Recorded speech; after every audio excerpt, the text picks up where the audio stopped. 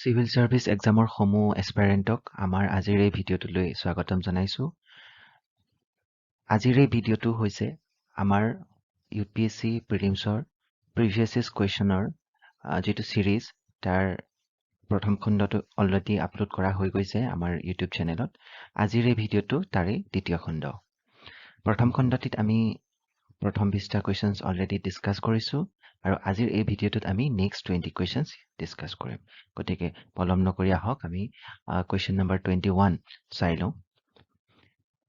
At a time when empire in Europe was crumbling before the might of Napoleon, which one of the following governor general kept the British flag flying high in India? এই কুৱেশ্যনটো আহিছিলে 1999ত। গতিকে তাতে option আছিলে Warren Hastings, lord Cornwallis, lord Wellesley and lord Hastings. আৰু ইয়াৰ যিটো শুদ্ধ উত্তৰ হৈছে সেইটো হৈছে যে 21D অৰ্থাৎ lord Hastings.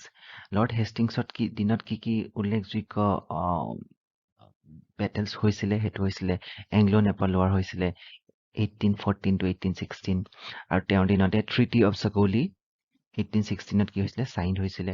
Third Maratha war হৈছিলে আৰু তেওঁৰ দিনতে তাৰপিছতে মাৰাঠা যিটো কনফেডাৰেচি সেইটো কি হৈছিলে সেইটো ভাগি গৈছিলে। তেওঁ ক্ৰিয়েশ্যন অফ বম্বে প্ৰেচিডেঞ্চিত তেওঁৰ দিনতে হৈছিলে 1818ত আৰু তেওঁৰ পিণ্ডাৰিজবিলাক তেওঁ বধ কৰিছিলে আৰু তৃতীয় সিন্ধিয়া হৈছিলে তেওঁৰ দিনত আৰু তেওঁৰ দিনতে এষ্টাব্লিছমেণ্ট অফ ৰাইটৱাৰী ছিষ্টেম কোনে কৰিছিলে থমাছ মনৰো গভৰ্ণৰ অফ মাদ্ৰাজত। গতিকে এইখিনি তেওঁৰ বিষয়ে এডিশ্যনেল আমি ইনফৰমেশ্যন জানি লওঁ যিহেতু তেওঁ ইয়াৰ ওপৰতো কুৱেশ্যন হ'ব পাৰে ভৱিষ্যতে। এতিয়া আমি নেক্সট কুৱেশ্যনটোলৈ আহোঁ। Which one of the following statement is not correct? Neil Darpan was a play based on the exploitation of the indigo farmers. The author of the play Ghasiram Katwal is Vijay Tendulkar. The play Navan by Nabin Chandra Das was based on the famine of Bengal. Urdu theatre used to depend heavily upon Parsi theatre. Yate khudise je which is not correct. The tolor sarita jitu statement di ase tar bhitorot kuntu shuddho nohoy amak take hudise. Jitu Neil Darpan ami janu hokolue je indigo farmers or oporot hoisile exploitation of indigo farmers or oporot ekon based asile. This is correct. আৰু second যিটো option আছে সেইটো correct হয়। The author of the play of Ghashiram Kotwal is Vijay Tendulkar, this is also' correct. কিন্তু যিটো third option হৈছে the play Nabanna by Nabin Chandra Das, this is not correct. এইটো তেওঁ লিখিছিলে যে নাৱনখন এখন বেংগলী ড্ৰামা আছিলে আৰু তেওঁ কোনে লিখিছে বিজন ভট্টাচাৰ্যই লিখিছিলে। আৰু এইটো ছেকেণ্ড যিটো পাৰ্ট হয় এইটো কিন্তু শুদ্ধ হয়, based on famine of Bengal, this is correct. গতিকে C is the correct answer. যিহেতু ইয়াতে নট কাৰেক্ট সুধিছে গতিকে Nabanna was written by Bijon Bhattacharya, not Nabin Chandra Das. আৰু যিটো ফ'ৰ্থ অপশ্যন আছে this is also' correct because Urdu theatre use to depend heavily on Parsi theatre. Okay, so' আমি next কুৱেশ্যনটোলৈ যাওঁ। ইয়াতে কৈছে যে match list 1 with list 2 and select the correct answer using the codes given below' in the list. Okay, so' list 1ত books দিছে আৰু list 2ত authors দিছে। আমাৰ সেইকেইটা মেটচ কৰিব লাগে। দ্য ফাৰ্ষ্ট বুকখন দিছে the first Indian war of independence, second দিছে আনন্দমঠ, থাৰ্ড দিছে লাইফ ডিভাইন, ফ'ৰ্থ দিছে সাধনা। আৰু ইয়াতে তোমাৰ আপোনালোকৰ যিটো অথৰ্ছ দিছে তেওঁলোকৰ ৰবীন্দ্ৰনাথ টেগৰ, শ্ৰী অৰবিন্দ, বংকিম চন্দ্ৰ চেটাৰ্জী এণ্ড বিনায়ক দামোদৰ সাৱৰকাৰ।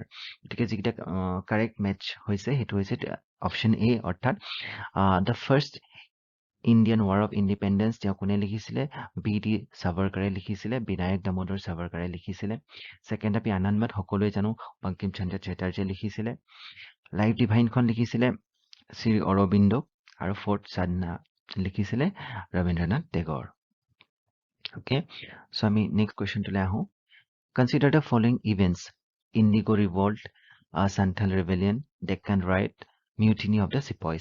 ইয়াতে সুধিছে the correct chronological sequence of these events is কোনটো ইয়াৰ যিটো কাৰেক্ট ক্ৰনলজিকেল চিকুৱেঞ্চটো আমাক সুধিছে। গতিকে ইয়াৰ যিটো কাৰেক্ট ক্ৰনলজিকেল চিকুৱেঞ্চ আছে সেইটো অপশ্যন ডি, অৰ্থাৎ আমাৰ কি হৈছিলে ফাৰ্ষ্টত হৈছিলে আমি জানো যে সান্থাল ৰিবেলিয়ন হৈছিলে, তাৰপিছত ফ'ৰ্থ মিউটিনি অফ চিপইজ হৈছিলে, চিপাহী বিদ্ৰোহ যাক কোৱা হয়, তাৰপিছত হৈছিলে ইণ্ডিগো ৰিভল্ট আৰু হৈছে ডেক্কান ৰাইট শেষত হৈছিলে। আমি যদি চনকেইটা চাবলৈ যাওঁ তেতিয়াহ'লে ইণ্ডিগো ৰিভল্ট হৈছিলে 1860ত, সান্থাল ৰিবেলিয়ন হৈছিলে 1855-56, ডেক্কান ৰাইট হৈছিলে 1875 আৰু মিউটিনি অফ দ্য চিপয়ছ হৈছিলে 1857 sorry yes 1857 yes so আমি next question to le ahunge match list 1 with list 2 and select the correct answer using the codes given below the list okay so list 1 ot year to dia ase aru list 2 ki dia ase event to dia ase amar tar logot match koribo lage correct yate jitu list 1 ot dia year kita hoise 1775 1780 1824 1838 আৰু লিষ্টত যিকেইটা event দিয়া আছে first Anglo Burmese war first Anglo Afghan war first Anglo Maratha war second Anglo Mysuru war আৰু ইয়াতে যিটো correct match হৈছে সেইটো হৈছে দ্য কাৰেক্ট অপশ্যন হৈছে সেইটো হৈছে চি হৈছে অৰ্থাৎ এৰ 1775ত কি হৈছিলে ফাৰ্ষ্ট এংলো মাৰাঠা ৱাৰ হৈছিলে 1780ত হৈছিলে ছেকেণ্ড এংলো মাইচুৰ ৱাৰ হৈছিলে 1824 আমি জানো ফাৰ্ষ্ট এংলো বাৰ্মিজ ৱাৰ হৈছিলে আৰু 1838 ফাৰ্ষ্ট এংলো আফগান ৱাৰ হৈছিলে গতিকে এই ফেক্টছখিনি যদি আমি মনত ৰাখিব পাৰো কোন চনত কোনকেইটা ৱাৰ হৈছিলে ইয়াৰ ৱাইজ গতিকে সেইখিনি আমি মনত ৰখাটো ইম্পৰ্টেণ্ট যিহেতু ইয়াৰ ওপৰত প্ৰিভিয়াছ ইয়েৰ্ছ কুৱেশ্যনছ আহিছে আৰু ভৱিষ্যতেও অহাৰ সম্পূৰ্ণ প্ৰবেবিলিটি আছে Next question is the last major extension of British India territory took place during the time of Dufferin, Dalhousie, Lytton, and Curzon. Your answer to ami janu etu sahaj eta question hoy etu hoise Dalhousie okay the last major extension of the British Indian territory took place during Dalhousie under his doctrine of lapse jitu doctrine of lapse teo anisile he teo duta doctrine anisile doctrine of lapse aru teor on the basis of misgovernance আৰু doctrine of lapse under তেওঁ যিখিনি territory acquire কৰিছিলে সেইখিনি হৈছিলে যে Jhansi Satara Jaipur Sambalpur Udaipur and Nagpur আৰু on the basis of misgovernance ওপৰত তেওঁ যিখন territory acquire কৰিছিলে সেইখন হৈছিলে অৱধ এটা আমি next question to আহো which one of the following statements is incorrect ইয়াতে আমাক incorrect দিছে আমি যেতিয়া UPSC বা অন্যান্য কম্পিটিটিভ এক্সাম বিলাক এক্সামত বঢ়ো তেতিয়া আমি কোৱেশ্চনটো ভালকৈ পঢ়িব লাগে কাৰণ ইয়াত কেতিয়াবা কাৰেক্ট এনসাৰটো আমাক বিচাৰিব দিয়ে আৰু কেতিয়াবা ইনকাৰেক্টটোহে আমাক বিচাৰিব দিয়ে গতিকে এইটো ক্ষেত্ৰত আমি অলপ সাৱধান হোৱাটো উচিত যে আমাক ইনকাৰেক্ট ষ্টেটমেণ্টটো সুধিছে নে কাৰেক্ট ষ্টেটমেণ্টটো সুধিছে এতিয়া ষ্টেটমেণ্টছ কেইটা হৈছে ইয়াতে কি সুধিছে ইয়াতে ইনকাৰেক্টটো সুধিছে ফাৰ্ষ্ট অপশ্যনটো দিছে আমাৰ গোৱা attained full statehood in 1987 Diu is an island in the Gulf of Khamba. Daman and Diu were separated from Goa by the 56th Amendment of the Constitution of India. Dadra and Nagar Haveli were under French colonial rule till 1954. Yate what is a which is jitu incorrect statement. Aru yare jitu option hoise it hoise D. Dadra and Nagar Haveli was under Portuguese colonial rule till 1954 and not French colonial rule. গতিকে যেটো দাদ্ৰা নগৰ হাভেলি তেওঁ ফ্ৰেন্সৰ under নাছিলে তেওঁলোক আছিলে পৰ্তুগীজসকলৰ under বাকি statement কেইটা ইয়াতে correct হয় নেক্সট কোৱেশ্চনটো হৈছে who among the following Indian rulers established embassies in foreign countries on modern lines Hyder Ali Mir Qasim Shah Alam II and Tipu Sultan Here correct answer to is Tipu Sultan Tipu Sultan established embassies in France, Turkey, and Egypt on modern lines. Teo France, Turkey, aru Egypt ki korisile embassy স্থাপন কৰিছিলে যেটো আমাৰ আজিকালি দিনত যেটো আমাৰ embassies বিলাক থাকে বিভিন্ন দেশত তেনেকা হেতু লাইনতে যেটো মডাৰ্ন লাইন তেওঁলোকে টিপু সুলতানে সেই সময়তে কি কৰিছিলে ফ্ৰান্স তুৰ্কী আৰু ইজিপ্তত embassy প্ৰতিষ্ঠা কৰিছিলে আমাৰ next question to হৈছে which one of the following pairs is not correctly matched অৰ্থাৎ যেটো আমাৰ correctly matched হৈ থকা নাই গতিকে ইয়াত আমি ইয়াতে চাব লাগিব যে কাৰেক্টলি সুধিছে যে নে নট কাৰেক্ট সুধিছে গতিকে ইয়াতে অপশনছ কিটা আছে India's first the technicolor film তাৰপিছত India's first 3D film India's first insured film India's first actress to win the Bharat Ratna ইয়াতে যিকিটা অপশনছ দিছে ঝান্সী কি ৰাণী my dear কুটি ছট্টন তাল and Meena Kumari ইয়াৰ অপশনটো হৈছে যে Meena Kumari is not the recipient of Bharat Ratna গতিকে যেটো এটো অপশন দিয়া আছিল এটো হৈছে incorrect আমাকে incorrect অপশনটো সুধিছে যে India's first actress to win the Bharat Ratna Meena Kumari নহয় আমি এতিয়া নেক্সট কুৱেশ্যনটোলৈ যাম।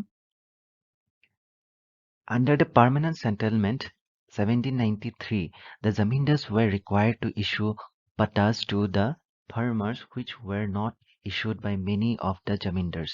The reason was the zamindars were trusted by the farmers. Option B, there was no official check upon the zamindars. Option C, it was the responsibility of the British government. And option D, the farmers were not interested in getting pattas. এতিয়া অপশনটো হৈছে যে ইয়াত সুধিছে যে under the permanent settlement of 1793 the zamindars are required to issue pattas to the farmers.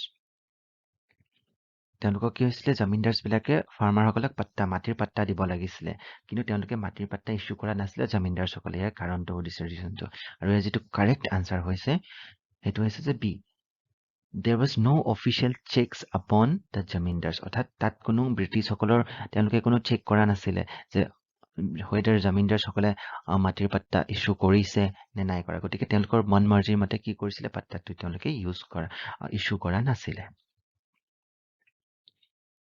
এতিয়া next কুৱেশ্যনটো আমি চাই লওঁ কনচিডাৰ দ্য ফলোইং ষ্টেটমেণ্টছ আৰ্য সমাজ was founded in 1835 Lala Lajpat Rai opposed the appeal of Arya Samaj to the authority of the Vedas in support of its social reform program. Under Keshav Chandra Sen, the Brahmo Samaj campaigned for women's education. Binoba Bhave founded the Sarvodaya Samaj to work among refugees. Yate hodise which of the statements are correct? Yate amak correct statement to hodise. Aru yare jitu correct option hoise etu option D third and fourth. Orthat under Keshav Chandra Sen, the Brahma Samaj campaigned for women's education. This is correct statement. And the Binoba Bhave founded the Sarvodaya Samaj to work among refugees. 3 আৰু 4 টো আমাৰ কি হৈছে correct হয় গতিকে আমি ওপৰৰ statement কিটাত কি ভুল আছে এইটো চাই লওঁ এডিশ্যনেল ইনফৰমেশ্যন হিচাপে আৰ্য সমাজ was founded in 1875 আৰু ইয়াতে কি কৰিছিল not 1835 at Bombay by Dayanand Saraswati আৰু অপশ্যন 2 যিটো আছে Lala Lajpat Rai joined the Arya Samaj. His journal Arya Gazette concentrated mainly on subjects related to the Arya Samaj. He never opposed Arya Samaj. গতিকে second যিটো দিছিলে যে লালা লাজপত ৰায়ে কি কৰিছিলে Arya Samaj oppose কৰিছিলে this is also wrong. গতিকে আমি next question টোলৈ আহোঁ Who among the following Englishmen the first translated Bhagavad Gita into English? William Jones, Charles Wilkins, Alexander Cunningham, and John Marshall. ইয়াৰ আমি আনচাৰটো জানো যে চাৰ্লছ উইলকিনছে তেওঁ কি কৰিছিলে তেওঁ was a member of Asiatic Society of Bengal আছিলে আৰু Asiatic Society of Bengal যদি সুধে কোনে ফাউণ্ড কৰিছিলে উইলিয়াম জনছে ফাউণ্ড কৰিছিলে আৰু তেওঁ চাৰ্লছ উইলকিনছনে ট্ৰান্সলেট কৰিছিলে ভাগৱত গীতা কেতিয়া 1794 into English. Next question to হৈছে which one of the following submitted in 1875 a petition to the House of Commons demanding India's direct representation in the British Parliament. ইয়াতে সুধিছে যে কোনে 1875 এখন petition দিছিলে House of Commons যে ইণ্ডিয়াৰ direct representation লাগে British পাৰ্লিয়ামেণ্টত Options kita hoise the Deccan Association, the Indian Association, the Madras Mahajan Sabha, the Pune Sarvajanik Sabha. Aru er correct answer to hoise Pune Sarvajanik Sabha. Ami kisuman additional information jani lo. Pune Sarvajanik Sabha was established in 1870 by M.G. Ranade and Joshi. It submitted in 1875 a petition to the House of Commons demanding India's direct representation in the British Parliament. Okay. But my next question to lahu. With which one of the following mountain tribes did the British first come into contact with after the grant of Diwani in the year 1765? অর্থাৎ 1765 যেতিয়া Deewani rights পাইছিলে east India company তাৰপিছত কি হৈছিলে যিটো mountain ট্ৰাইবৰ লগত তেওঁলোক first কণ্টেক্টত আহিছিলে সেইটো সুধিছে গাৰোজ খাচিজ কুকিজ এণ্ড টিফৰাছ ইয়াতে অপশ্যনটো হৈছে বি খাচিসকলৰ তেওঁলোকে কি হৈছিলে কণ্টেক্টত আহিছিলে first after getting the Diwani rights in 1765 আমি নেক্সট কুৱেশ্যনটোলৈ আহোঁ মেথছ লিষ্ট 1 উইথ লিষ্ট 2 ইয়াতে কি কৰিছিলে ইয়াতে এক্ট দিয়া আছে লিষ্ট 1ত আৰু ইয়াতে সেই লিষ্টটোৰ কিছুমান প্ৰভিজনছ দিয়া আছে গতিকে আমাৰ এইখিনি কাৰেক্টলি মেটচ কৰিব লাগে ইয়াতে চাৰ্টাৰ এক্ট অফ 1813 দিয়া আছে ৰেগুলেটিং এক্ট দিয়া আছে এক্ট অফ 1858 দিয়া আছে পিটছ ইণ্ডিয়া এক্ট দিয়া আছে আৰু ইয়াতে অপশ্যনছ দিয়া আছে set up a board of control in Britain to fully regulate East India Company. Company's trade monopoly in India was ended. The power to govern was transferred from the East India Company to the British Crown. The company's directors were asked to present to the British government all correspondence and documents pertaining to the administration of the company. ইয়াতে যিটো correct সিকুৱেন্স হয় বা code হয় সেইটো হৈছে option A আমি জানো যে চাৰ্টাৰ এক্ট অফ 1813 কি হৈছিলে companies trade monopoly in India was and কৰিছিলে কোম্পানীৰ যিটো ইষ্ট ইণ্ডিয়া কোম্পানীৰ যে ইণ্ডিয়াত ট্ৰেড কৰা যিটো মনোপলি আছিলে সেইটো এণ্ড কৰা হৈছিলে শেষ কৰা হৈছিলে Second হৈছে ৰেগুলেটিং এক্ট আৰু এই ৰেগুলেটিং এক্টে কি কৰিছিলে the company's directors were asked to present to the British government all correspondence and documents pertaining to the administration of the company গতিকে ৰেগুলেটিং এক্ট কি কৰিছিলে এখন ৰেগুলেট কোম্পানী কামসমূহ কি কৰিছিলে ৰেগুলেট কৰিবলৈ চেষ্টা কৰিছিলে আৰু সেইকাৰণে কি কৰিছিলে যিখিনি এডমিনিষ্ট্ৰেশ্যনৰ সমূহ কৰেছপণ্ডেঞ্চখিনি কাক দিবলগীয়া হৈছিলে ব্ৰিটিছ গভৰ্ণমেণ্টক দিব লগা হৈছিলে ঠিক একেদৰে এক্ট অফ 1858 কি কৰিছিলে the power to govern was transferred from the East India Company to the British Crown. এইটোতো আমি জানো যে 1857ত চিপইজ মিউটিনি হৈছিলে তাৰপিছতে এক্ট অফ 1858 হৈছিলে আৰু তাৰপিছতে কি হৈছিলে ইষ্ট ইণ্ডিয়া কোম্পানীৰ যিটো গভৰ্ণ কৰাৰ কেপাচিটি এইটো শেষ কৰি পেলাই ব্ৰিটিছ ক্ৰাউনৰ হাতত অৰ্পণ কৰা হৈছিলে ভাৰতৰ শাসনভাৰ আৰু পিটছ ইণ্ডিয়া এক্ট আছিলে Option A set up a board of control in Britain to fully regulate the East India Company. Okay, so এইখিনি আছিলে equation to আমি এতিয়া next question to যাওঁ Which one of the following acts of British India strengthened the viceroy's authority over his executive council by substituting portfolio or departmental system for corporate functioning? ইয়াতে সুধিছে যে তলত যিখন act দিয়া আছে Indian Council Act of 1861, Government of India Act 1858, Indian Council Act of 1892, Indian Council Act of 1909. গতিকে এইখনৰ ভিতৰত সুধিছে যে কোনখনে কি কৰিছিলে ব্ৰিটিছ ইণ্ডিয়াক ষ্ট্ৰেংথেন কৰিছিলে ভাইচৰৰ যিটো অথৰিটি তেওঁ কি কৰিছিলে authority over his executive council by substituting portfolio অৰ্থাৎ ডিপাৰ্টমেণ্টেল চিষ্টেম তেওঁলোকে ইন্ট্ৰডিউচ কৰিছিলে কোৱাৰ কাৰণে কৰ্পৰেট ফাংচনিং কাৰণে আৰু ইয়াৰ কাৰেক্ট আনচাৰটো হৈছে ইণ্ডিয়ান কাউন্সিল এক্ট আমি নেক্সট কুৱেশ্যনটোলৈ আহোঁ During the colonial period in India, what was the purpose of the Whitley Commission? ইয়াতে এখন কমিশনৰ কথা সুধিছে Whitley Commission আৰু ইয়াতে সুধিছে যে যিখন কি কোনটো কাৰণত গঠিত কৰা হৈছিলে বা গঠন কৰা হৈছিলে ইয়াতে ৰিজনছ কিটা দিছে অপচনত to review the fitness of India for further political reforms, to report on existing conditions of labor and to make recommendations, to draw up a plan for financial reforms for India, to develop a comprehensive scheme for civil services in India. Whitley Commission car related সেইটো actually সুধিছে আৰু ইয়াৰ শুদ্ধ উত্তৰটো হৈছে option B to report on existing conditions of labor and to make recommendations অৰ্থাৎ এখন labour commission আছিলে royal commission on labour হৈছিলে আৰু এখন কেতিয়া গঠন কৰা হৈছিলে 1931ত এতিয়া আমি নেক্সট কুৱেশ্যনটোলৈ আহোঁ with reference to the entry of European powers into India which one of the following statements is not correct ইয়াত again আমাক কি সুধিছে কাৰেক্টটো সোধা নাই not correctটো সুধিছে okay so one statement কি দিছে first statementটো দিছে the Portuguese captured Goa in 1499 the English opened their first factory in South India at Masulipatanam. In Eastern India, the English company opened its first factory in Orissa in 1633. Under the leadership of Dupleix, the French occupied Madras in 1746. Yate hoise incorrect statement kuntu yate hoise option A. The Portuguese captured Goa from rulers of Bijapur in 1510 and yate ki disile not in 1499. গতিকে পৰ্তুগীজসকলে কি কৰিছিলে গোৱাখন capture কৰিছিলে বিজাপুৰৰ চুলতানৰ পৰা আৰু এইটো কোনটো চন আছিলে 1510 আৰু ইয়াতে অপশ্যনত কি দিয়া আছিলে 1499 গতিকে এইটো ইনকাৰেক্ট বাকি যিকেইটা ষ্টেটমেণ্ট সেইকেইটা true statement correct statement Then we next question to Laho. In India, among the following locations, the Dutch established their earliest factory. Yate hodise Dutch hokole first factory kot sthapon korisile.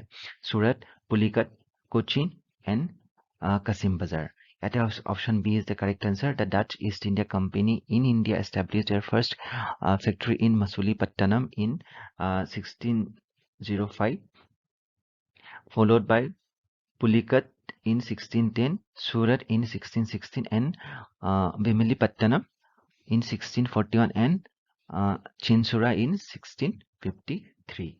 Okay, গতিকে ইয়াতে earliest বুলি কৈছে যে earliest factory ক'ত স্থাপন কৰিছিলে চুৰাট গতিকে আচ্ছা এই অপশ্যনকেইটাৰ ভিতৰত আৰ্লিয়েষ্ট কোনটো আছিলে সেইটো হৈছে অপশ্যন বি ইজ দ্য পুলিকাটত কেতিয়া কৰিছিলে 1610ত তেওঁলোকে কি কৰিছিলে স্থাপন কৰিছিলে পুলিকাটত তেওঁলোকৰ ফেক্টৰী ডাচ ফেক্টৰী